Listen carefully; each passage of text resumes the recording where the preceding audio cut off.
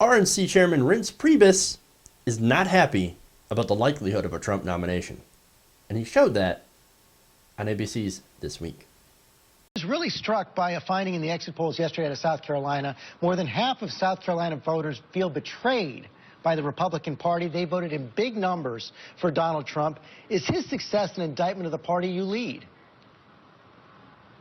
No, I don't think so, George. I think that if you look at all these exit polls on both sides of the aisle, I think people are just sick and tired of politics in general, sick and tired of Washington, D.C., and I think just actually sick and tired of both parties. So, I mean, I think it's just a general feeling out there that's real. Wouldn't deny it, but obviously all these folks are fighting to be the nominee and spokesperson of our party. And we're going to be there to support whoever that nominee is. Okay. Look, man, I'm going to say something like completely superficial, but is it me? Does this guy look like he's constipated? I mean, like, consistently constipated. He's got the look on his face like, I should have ate some bran earlier. God damn.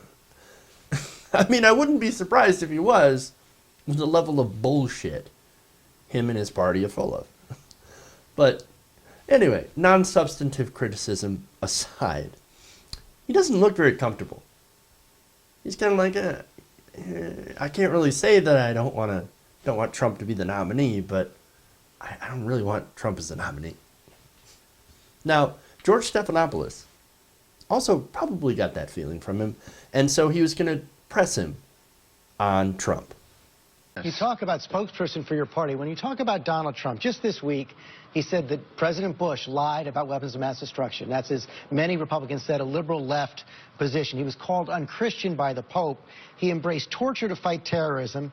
He supported Democrats much of his adult life, taking positions in this campaign at odds with the Republican Party. So are you really prepared to have him as spokesperson for the Republican Party and to lead a convention that nominates him? If the delegates, get accumulated in such a way that any one of these candidates becomes a nominee, it's our job to support that nominee, and we will. So, yeah, we're prepared to support whoever the nominee becomes. I think it's early in the process, but certainly when the time comes and when we're sitting either before Cleveland or at Cleveland or whenever that point may come and we have a presumptive nominee, what will happen is the RNC will join in with that nominee, and we will put together the biggest, which we've already started doing, the biggest ground game and data operation that we've ever seen. And you know we've made incredible strides at the RNC in becoming far more prepared today than we were 4 years ago. So, yes, we will support. And to me, it's a no-brainer. A lot of top Republicans think that's going to break the party apart. You know what? Winning is the antidote to a lot of things. And so the name of the game is winning in November. If we win in November, all those armchair quarterbacks will fall in line, and they'll obviously be pretty pleased, I think, if we win in November. But who the nominee is going to be is not my choice, and obviously we're going to support whoever that is. I mean, we'll support him, but, you know, I hope it's not Trump. If it is, I mean, we'll support him, because if you don't, the party will probably implode. I'm just saying. If you do dirty tricks that make sure that, like, you pull some sort of weird delegate thing, I don't know, it's far more likely on the Democratic side to happen. But if you do some sort of trick that makes it so that Donald Trump, even if he gets the votes, doesn't become the nominee, you're going to blow up the party. Now, Reince Pribeus is like, I don't want to do that. But I also really don't want Donald Trump. And you can just tell by how uncomfortable he is, right? And look, I got bad news for you. It is going to be Trump. Most likely. Look, I know we're 3 states in, right? But Donald Trump is leading. He's been leading. He's been crushing. And a lot of the polls are still heavily in favor of Donald Trump. He's going to get the South. He's going to get the South. That's where a lot of the primaries are, some of the more populous states. You've got the South. All Trump has to do is say, border wall, Mexico, and everybody's going to flip out. And they're going to go nuts, and they're going to be like, yes, Donald Trump, keep out the dirty Mexicans. You don't think they don't think that? Oh, they do.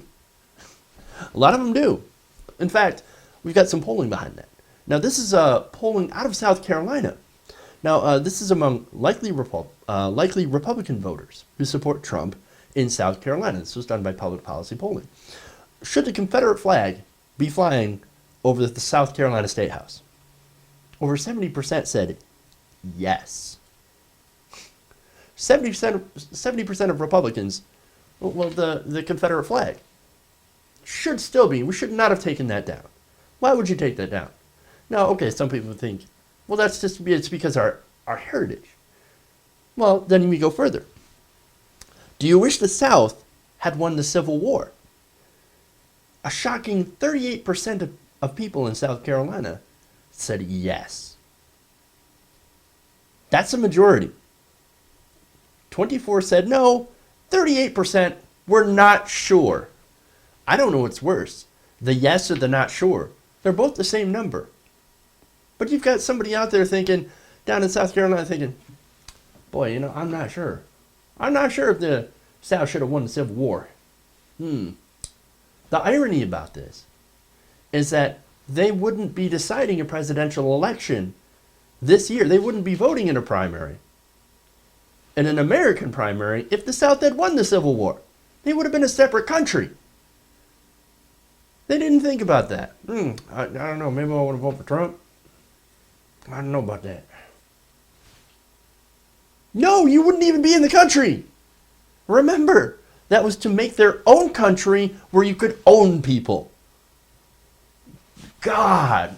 No, there's more. There's more. Do you support Trump's proposal to ban Muslims? 80% of South Carolina Trump supporters. Absolutely. Now, the poll also found that 31% of Trump supporters would support banning gays from entering the United States. Yeah, ban the Muslims and the Mexicans, also the gays. And let's keep the gays out too. Oh my God. Disaster. This is a disaster. And look, there's more. There's creating the national database of Muslims. We've covered that before. A majority, 62%, said yes, database. 40% said shut down all mosques in the United States, basically denying them their First Amendment freedom of religion. I guess that religion only matters if it's Christianity. Look, this is the guy who's leading the Republican Party. This is the guy that the voters want. It's not the RNC that created this monster. It's the base. The base is the monster. This is the Republican Party. Trump is the Republican Party. As uncomfortable as it seems to Reince Pribeus, you and your party, guess what? You and your party, the right-wing media, the Rush Limbaughs, the Mark Levins, you built that. You built that shit. And now we all have to suffer for it. We've got Trump. Remember, new national polling matchups have Hillary Clinton barely beating Trump by a sliver. A sliver. 44 to 43. You don't think that could change? Absolutely could change. Trump will likely be the nominee. And look, in a matchup, same matchup, Bernie Sanders versus Trump. Bernie Sanders crushes him by 8 points. We're looking at Trump being the possible nominee. If us and the Democrats on the Democratic side go for the less electable one, Hillary Clinton, remember all the polling matchups between Republicans and Bernie Sanders crushes him, except for the exception of Marco Rubio, where he ties. Hillary Clinton loses to Marco Rubio, barely beats Trump, gets crushed by the rest. If we get the less electable one as our nominee, and they nominate Donald Trump, that's it. We may very well say hello to President Trump.